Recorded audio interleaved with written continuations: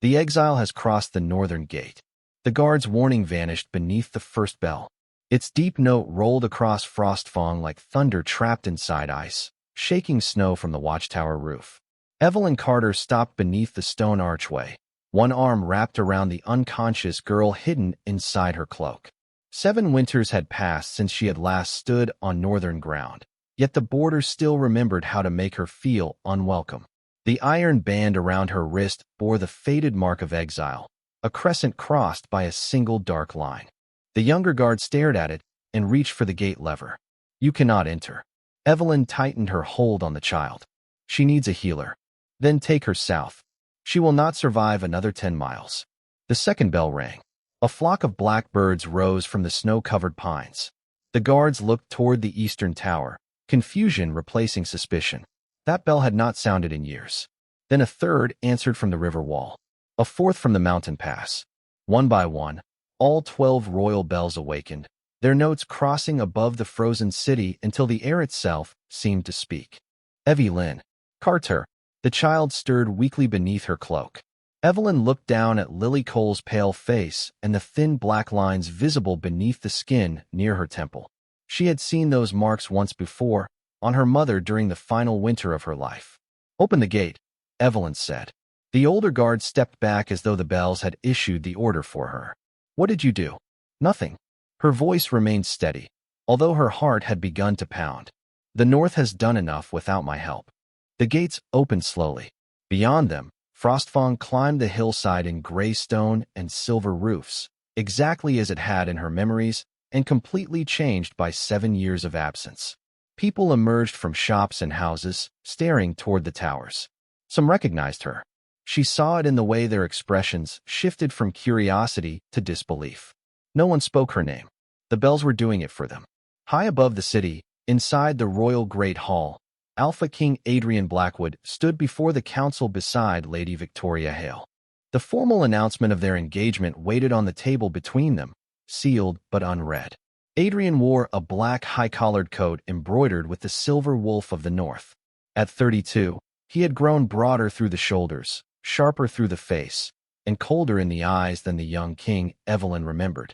The first bell made him look toward the windows. The second brought the council to silence.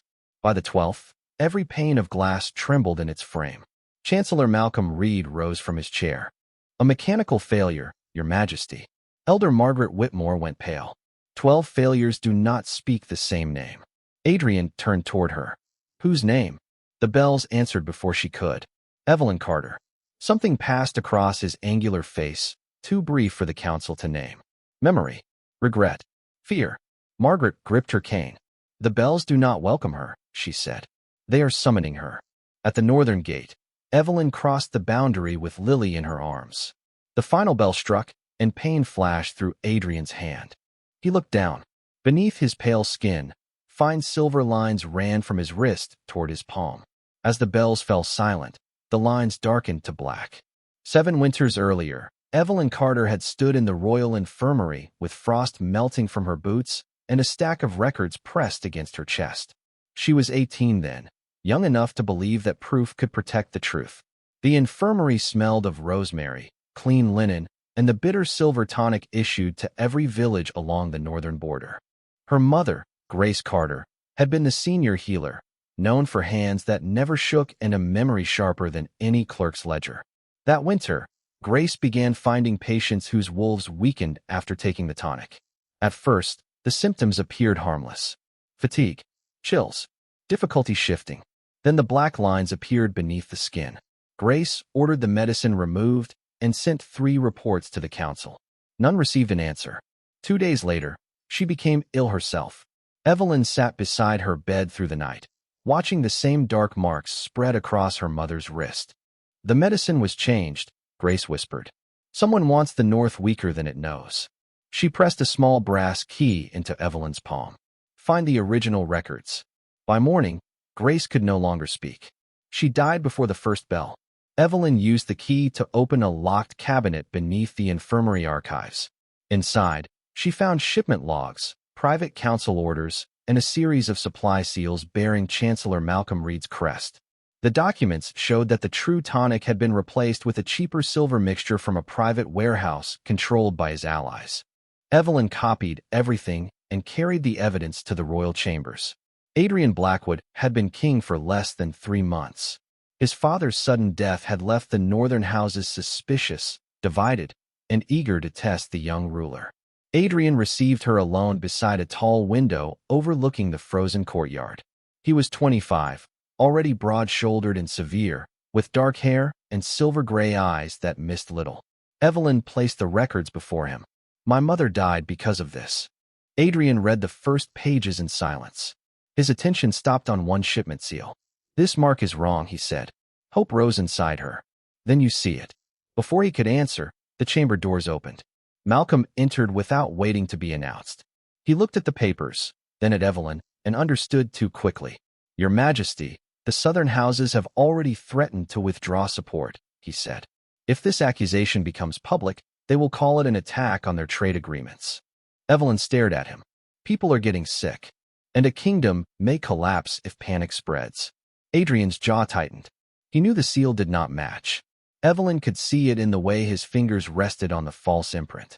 "Open an investigation," she said. "Question the warehouse clerks. Test the remaining tonic." Malcolm stepped closer to the king. "If you accuse one great house without absolute certainty, the others will unite against the throne. The North cannot survive another scandal." Adrian looked toward the courtyard, where guards were lowering his father's mourning banners. For a long moment, Evelyn believed he would choose the evidence in front of him. Then he closed the file. The next morning, royal officers searched the infirmary and claimed they found altered labels in Evelyn's workroom. By noon, Malcolm accused her of changing the medicine herself and forging council seals to hide the theft. The hearing lasted less than an hour. Her mother was buried without honor. Evelyn was brought before Adrian in the great hall wearing the iron band of exile. She searched his face for the doubt she had seen beside the window. "Do you believe I did this?" she asked. The court waited. Adrian's eyes held hers, and for 1 second, the truth stood between them. Then he chose the throne. "The North cannot survive another scandal," he said. The sentence struck harder than any accusation. Evelyn was taken beyond the gate before sunset with one cloak, no horse, and no home left to return to. As the doors closed behind her, she looked back once. Adrian remained on the palace steps, motionless beneath the falling snow. He had known the evidence was wrong. 7 winters later, that knowledge still lived behind his eyes when the bells called her home.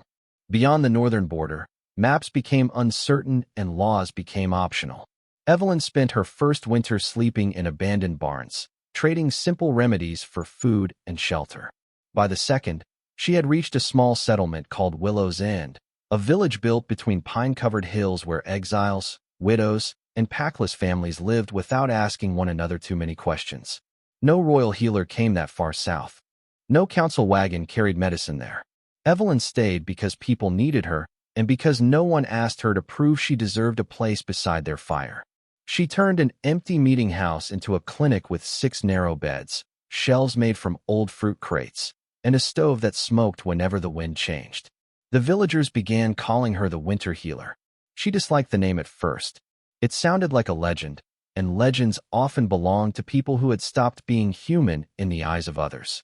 But she accepted it when frightened parents used the title as a reason to believe their children would recover. Over 7 winters, Evelyn learned more than the royal infirmary had ever taught her. She studied wild herbs that grew beneath snow, poisons hidden inside common tonics, and the strange illnesses that crossed between human blood and wolf magic. She treated travelers who had been refused by established packs. She delivered babies during storms, eased fevers, and taught every family how to recognize dangerous changes in medicine. Her kindness remained gentle, but it was no longer naive. She checked every seal. She questioned every label. She trusted actions more than titles. On the first evening of the 7th winter, a rider arrived at Willow's End with a child wrapped in a dark green blanket. The horse was exhausted, and the rider could barely remain upright. "Please," he said as Evelyn opened the clinic door. "She has been asking for you." Evelyn carried the girl inside and placed her near the stove. She looked about 10 years old, with light brown hair and a silver wolf mark on her wrist. Her breathing was shallow. Beneath the skin near her temple, thin black lines formed a pattern Evelyn knew too well. For one terrible second, the clinic disappeared, and she was 18 again beside her mother's bed. "What is her name?" Evelyn asked. "Lily Cole. Her father commands the Eastern Border Guard." Evelyn's hands paused. Commander James Cole had once testified that the medicine records deserved investigation. Malcolm had dismissed his statement before the court could hear it. "How long has she been sick?" 3 days. The palace physicians called it winter fever. "They are wrong." Evelyn examined Lily's pulse, eyes, and fingertips. The marks reacted to silver, darkening when she held a ceremonial salt crystal near the girl's skin. The same substance had killed Grace Carter. Evelyn prepared a cleansing tonic from charcoal root, winter mint, and ground moonseed, measuring each ingredient twice. Lily stirred as Evelyn lifted the cup to her lips. "The bells," the child whispered. "They said you would come." Evelyn looked toward the writer. "What bells?" He shook his head. "She has been saying strange things since the fever began." By morning, Lily's breathing had steadied, but the dark lines remained. While changing the child's cloak, Evelyn found a hidden pocket sewn into the lining. Inside was a folded note sealed with the Eastern Guard's mark. The handwriting belonged to James Cole. Evelyn opened it beside the window, where gray dawn pressed against the glass. There were only 4 lines. "The sickness has returned. It is inside the palace. I cannot trust the council or the royal healers. The king is next." Evelyn read the final sentence again. 7 winters of distance vanished beneath the weight of those words. She looked at Lily, then toward the northern mountains hidden beyond the storm. The land that had erased her name was calling for the one thing it had once thrown away. By sunset, Evelyn had packed her medical case. She did not leave Willow's Inn to clear her name or ask Adrian for forgiveness. She left because children were already falling ill, and somewhere beyond the snow, a king who had chosen silence was running out of time. The journey north took 3 days, though the storm made each mile feel longer. Evelyn traveled with Lily wrapped in blankets inside a covered sled, stopping only to check her breathing and prepare fresh tonic. By the time Frostfang's towers appeared through the snow, Lily was awake, but the dark lines beneath her skin had spread toward her wrist. Evelyn crossed the northern gate beneath the ringing bells and ignored every stare that followed her through the city. She did not look toward the palace steps where she had last seen Adrian 7 winters earlier. She went directly to the royal infirmary. The healers recognized the Exile band on her wrist and tried to block the door. "This child is under my care," Evelyn said. "She is Commander Cole's daughter," one healer replied. "Then you should be more concerned with saving her than questioning me." The bells were still echoing when Elder Margaret arrived and ordered the room cleared. Lily was placed on a clean bed near the fire. Evelyn opened her medical case, examined the ceremonial salt kept beside the medicine cabinet, and watched the black marks beneath Lily's skin darken. "Remove every silver salt container from this building," she said. The head healer hesitated. "It is used in every royal meal and blessing. That is why the sickness is spreading." The door opened behind her. Adrian entered alone. 7 years had changed him, but not enough to make him unfamiliar. He was taller than she remembered, broad beneath a black royal coat, his face sharper, his silver-gray eyes colder from years of command. For one moment, neither spoke. Evelyn felt the old courtroom return around her, but she refused to become the frightened girl who had stood there waiting for him to choose truth. Adrian's gaze dropped to the iron band on her wrist. "Why did you come back?" Evelyn adjusted Lily's blanket. "Not for you." His expression tightened, though he gave no reply. She held out the salt crystal. "Touch this." Adrian did. The faint black lines beneath his palm deepened instantly. He released it, staring at his hand. "How long?" she asked. "The marks appeared this morning." "Other symptoms?" "Fatigue. Difficulty shifting." "How long?" "Several weeks." Evelyn turned toward Margaret. "Seal the palace kitchens. No silver salt, no ceremonial tonic, and no medicine from council stores." Adrian's voice remained controlled. "You are giving orders in my infirmary. I am trying to keep your people alive." The words struck the silence between them. He looked at Lily, then at the dark lines beneath his own skin. "What is it?" "A silver binding compound. It weakens the connection between a wolf and the body. It killed my mother." Adrian's face went still. "Can you stop it?" "In Lily, yes. In the palace, perhaps. And in me? Evelyn studied the spread of the marks. The compound had been inside him much longer than Lily. His wolf was already withdrawing, not from weakness, but from something slowly closing around it. You have less than 7 days before you lose the ability to shift. Margaret gripped her cane. Adrian did not look away from Evelyn. And after that, your alpha command will begin to fail. The territories will sense it. The council will move quickly. Can you cure me? Evelyn closed her medical case. I can try. What do you need? Full access to the palace stores, the original infirmary records, and every shipment order from the last 7 years. Granted. And my mother's case is reopened publicly. His jaw tightened. Granted. Evelyn stepped closer, keeping several feet between them. One more condition. No one calls me Luna. No one calls me mate. No one turns my work into a reward the crown can claim. Adrian held her gaze. Granted. Outside, the bells finally stopped. In the sudden quiet, Lily opened her eyes and whispered, "It is already in the water." Evelyn turned toward the pitcher beside the bed. A silver sheen moved across its surface. The silver sheen vanished when Evelyn lifted the pitcher, but the faint metallic scent remained. She poured a small amount into a glass bowl and added crushed winter mint. The liquid clouded, then turned gray. "Do not let anyone drink from the palace wells," she said. Adrian moved toward the door. "I will have the kitchens sealed. Not just the kitchens. Every fountain, bath, and infirmary tap." He nodded once and left without argument. That surprised her more than it should have.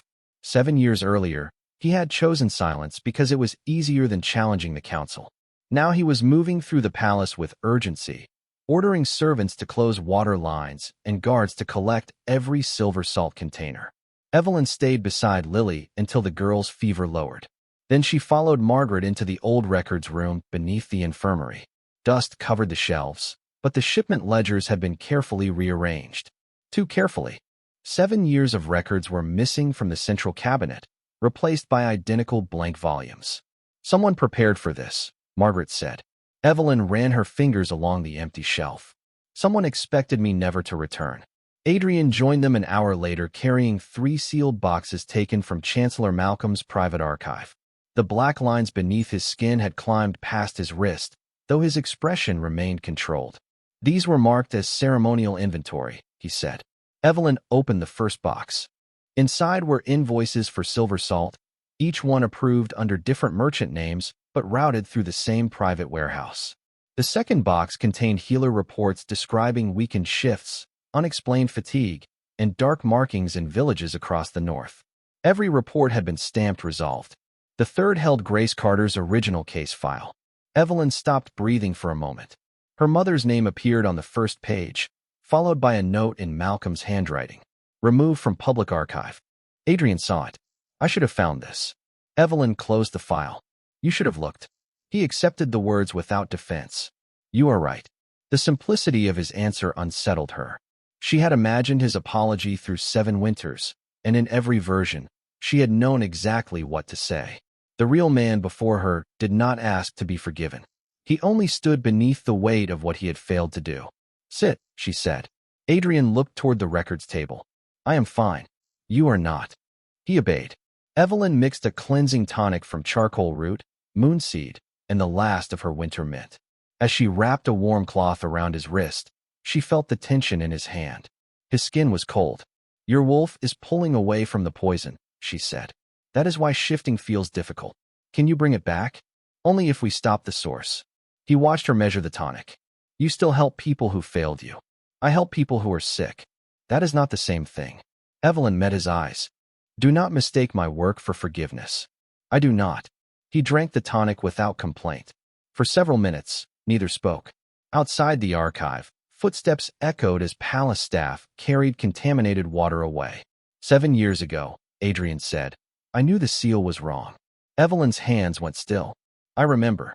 I told myself the North needed stability, more than one investigation. And more than one life." "Yes." His voice remained steady, but regret darkened it. "I will not ask you to forgive that." "Good. I will ask what must be done now." Evelyn looked at the reports spread across the table. "We find where the silver enters the water. We identify every village exposed. We reopen my mother's case before the full court. Done. And we do it before Malcolm learns how much we know. The archive door opened. Lady Victoria stood on the threshold, pale and breathless. In her arms, she held a young boy wrapped in a silver-trimmed blanket. Dark lines marked his neck. "This is my brother," she said. "Malcolm told me the illness came from Evelyn." The boy stirred weakly. Victoria looked at Adrian, then at the evidence covering the table. "He lied to me." Evelyn crossed the room and took the child's wrist. "The same pulse. The same poison. How long has he been using ceremonial salt?" Victoria's face tightened. "Every day since the engagement was announced." Adrian rose too quickly and caught the edge of the table. Evelyn steadied him by the arm. The contact lasted only a second, but she felt how weak he had become. "You have less time than I thought," she said. Adrian looked toward the sealed boxes. "How much less?" Evelyn turned his hand over. The black lines had reached his palm.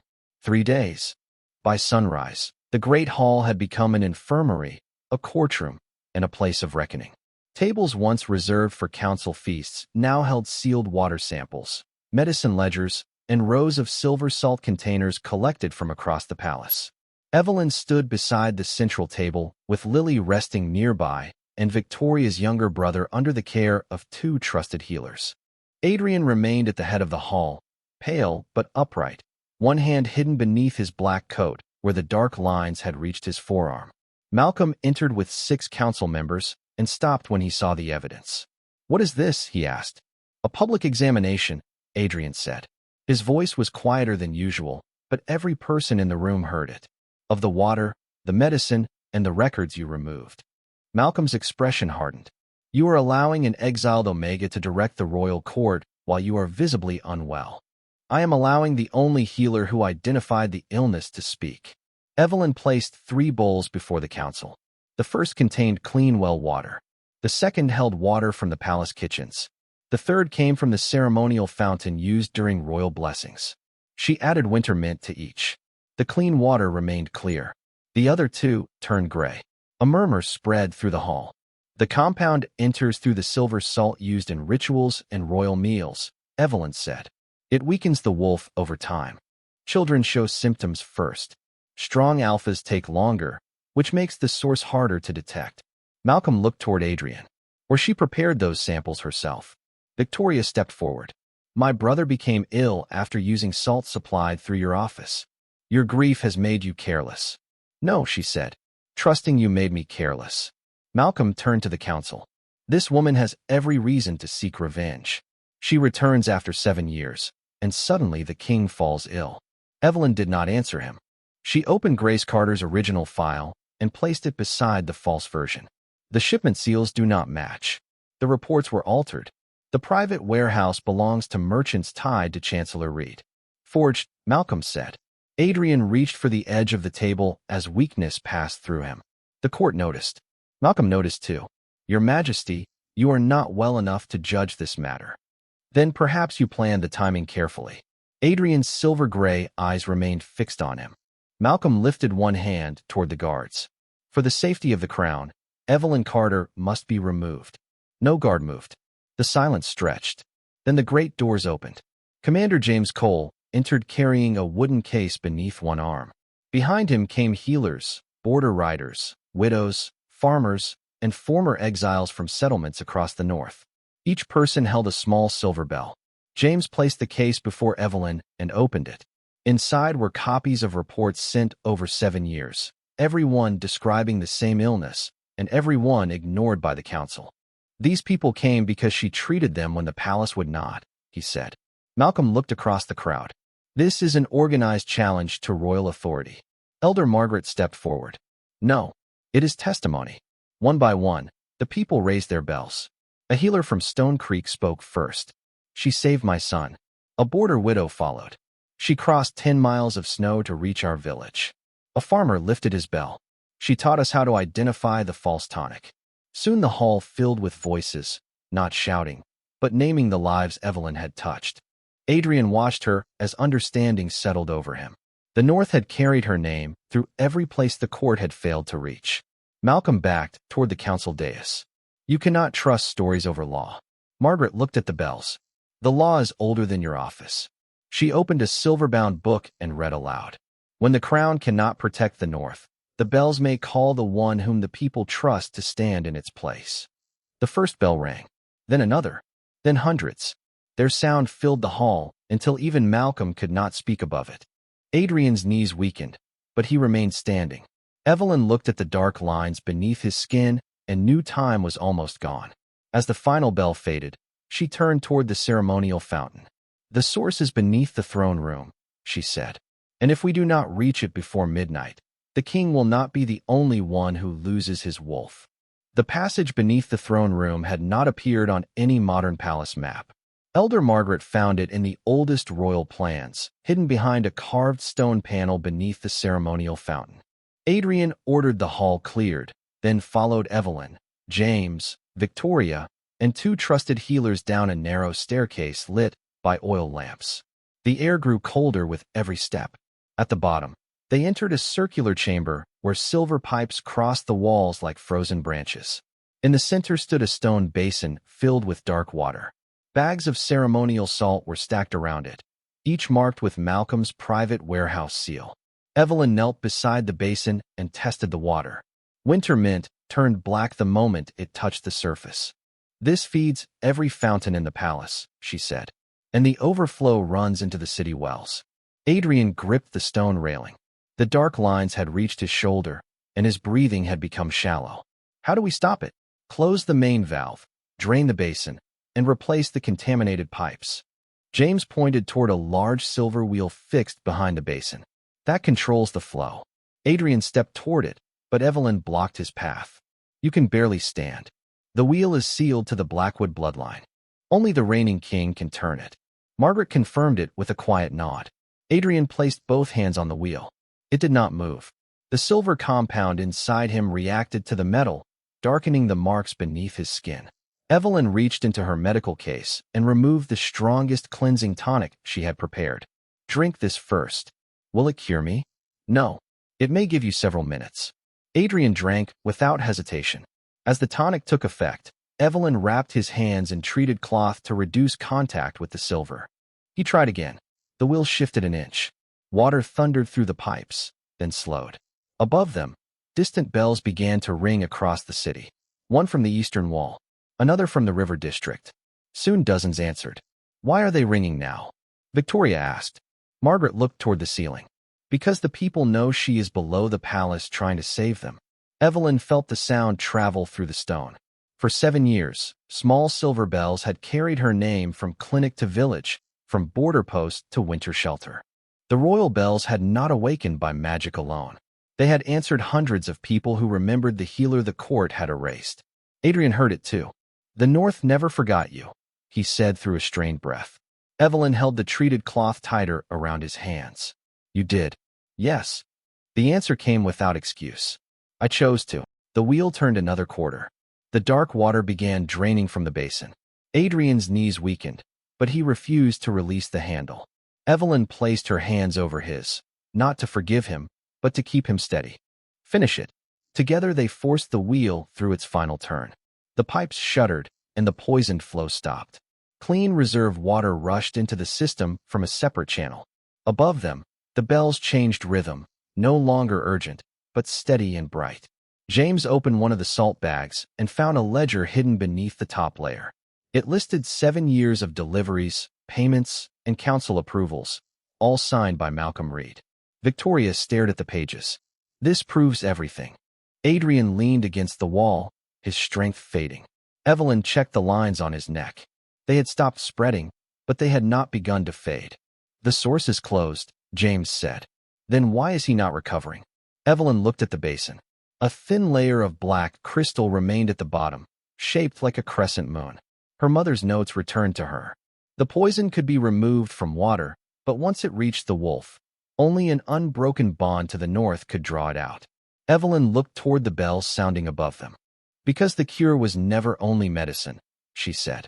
"The king must face the people whose trust kept those bells alive." The great hall was no longer a court waiting for judgment. It was filled with the people Adrian had failed to protect.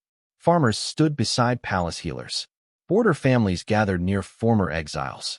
Small silver bells hung from wrists, belts, and weathered hands. Malcolm remained near the council dais, guarded but defiant, while the ledger from beneath the palace rested open before Elder Margaret. Adrian entered without his ceremonial coat. The dark lines had reached his throat, and each step demanded more strength than he wished the room to see. Evelyn walked beside him, carrying Grace Carter's original case file. She did not support his weight. He had asked to face the north, and he would do so standing on his own for as long as he could. Malcolm raised his voice first. This gathering has been influenced by fear and superstition. The king is too ill to make lawful decisions. Adrian stopped before the throne.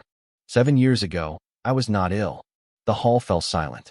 He took the old exile order from Margaret and unfolded it. Evelyn recognized every line. Her name, the false charges, the sentence that had removed her from the land where she had been born. Adrian read it aloud without changing a word. When he finished, he looked toward the gathered court. The evidence against Evelyn Carter was incomplete. I knew one seal was false. I knew the investigation had been closed too quickly. Malcolm stepped forward. Your Majesty, the kingdom was unstable. You acted on the advice available. I acted because I was afraid. The admission crossed the hall more powerfully than an alpha command. Adrian turned toward Evelyn. She was not exiled because she lied. She was exiled because I was afraid of the truth. The bells remained still, as though the north itself were listening. Adrian removed the royal signet from his hand and lowered himself to one knee before her. A quiet shock moved through the crowd. Evelyn felt the frightened girl she had once been rise inside her, waiting for this moment to repair what had been broken. It could not. Nothing could return her mother or erase 7 winters beyond the border. But truth spoken publicly could stop the same silence from destroying someone else. Adrian held out the signet. The crown failed you. You have the right to decide whether it deserves to be saved. Evelyn looked at the seal, then at the people behind him. A kingdom is not saved by giving one wounded person the power to punish it. She did not take the signet. Instead, she removed a vial of cleansing tonic from her medical case and placed it in Adrian's open hand. Save your people first. Earn the rest later. He drank. The tonic alone could not draw the poison from his wolf. Evelyn turned toward the court. The bells carry the trust of the north. If that trust still belongs to its king, let it be freely given. If it does not, no title can force it back. For one long moment, no one moved. Then James Cole rang his bell. Victoria followed. A healer from Stone Creek lifted hers. A farmer from the Western Ridge answered. Soon hundreds of silver notes filled the hall, not calling Evelyn's name this time, but offering Adrian a choice. Listen, change, and remain. The dark lines beneath his skin began to fade. Malcolm stared at the people he had tried to divide. Adrian rose slowly, his silver-gray eyes clearer than before. Seal every record connected to Chancellor Reed, he ordered. Open Grace Carter's case to public review. No Omega will ever again be exiled without a full hearing. The guards moved toward Malcolm. He looked at Evelyn with disbelief. You could have taken the throne. Evelyn closed her mother's file. I came back to heal the North, not become another person who controls it. The bells grew brighter as Adrian stepped away from the throne and stood beside her. For the first time in 7 years, the court spoke her name without accusation. And for the first time in his reign, the king listened before he answered. By the first week of spring, the black lines had disappeared from Adrian's skin, and every palace wall had been declared clean. Lily Cole recovered first. She left the infirmary holding her father's hand, a small silver bell tied to her green cloak. Victoria's brother followed 2 days later, laughing as he crossed the courtyard beneath sunlight that felt almost unfamiliar after the long winter. Chancellor Malcolm Reed faced a public hearing before representatives from every northern territory. The warehouse ledgers, altered medical reports, and testimony from border healers revealed 7 years of deliberate deception. His title was removed, his authority dissolved, and every family harmed by the false tonic was invited to speak before judgment was given. Grace Carter's name was restored to the royal record as the healer who first discovered the poison. Evelyn stood beneath her mother's portrait when the new inscription was unveiled. She expected grief to hollow her again. Instead, she felt something quiet settle inside her. The truth had arrived too late for Grace, but not too late for the people who would come after her. Adrian abolished the law that allowed an Omega to be exiled without a public hearing. He placed the royal infirmary under independent review and ordered every village to receive unaltered medical records. Evelyn accepted none of the positions the council offered her. She did not want a chamber beside the throne or a title that could be withdrawn by another ruler. Instead, she founded 7 independent clinics, one for each northern territory, governed by healers and local families rather than the palace. Adrian signed the charter without changing a word. On the morning Evelyn prepared to leave Frostfang, he met her beside the northern gate. He wore a simple black coat without silver embroidery. No guards followed him. The absence of a crown made him look no less powerful, only more human. "The council believes you should remain," he said. Evelyn adjusted the strap of her medical case. "The council once believed I should disappear. They were wrong both times." She studied him. The coldness in his silver-gray eyes had softened, but regret remained. She was glad of that. Some lessons should leave a mark. "I am returning to Willow's End," she said. "The clinic needs rebuilding after the storm." Adrian nodded. "May I visit when the mountain roads open?" Evelyn had expected a declaration, perhaps an offer shaped like another command.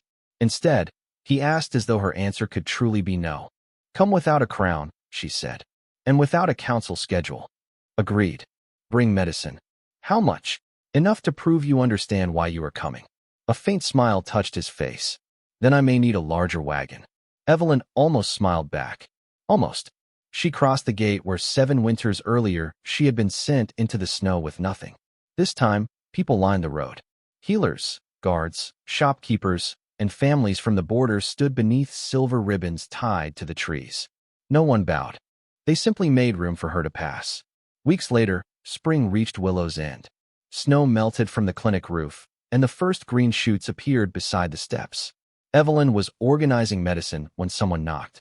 Adrian stood outside in the plain black coat she remembered, beside a wagon filled with medical crates. There was no royal banner, no escort, and no crown. "You came," she said. "You allowed me to ask." Evelyn looked at the supplies, then at the man who had finally learned that trust could not be commanded. She opened the door wider. "The roof leaks near the back room." Adrian removed his gloves. "Then show me where to begin." As he stepped inside, bells sounded from the distant northern towers. Their notes traveled across valleys, villages, and the land between the palace and the border. They did not call an exile. They did not summon a healer to repair another royal failure. They spoke the name of a daughter the North had finally welcomed home.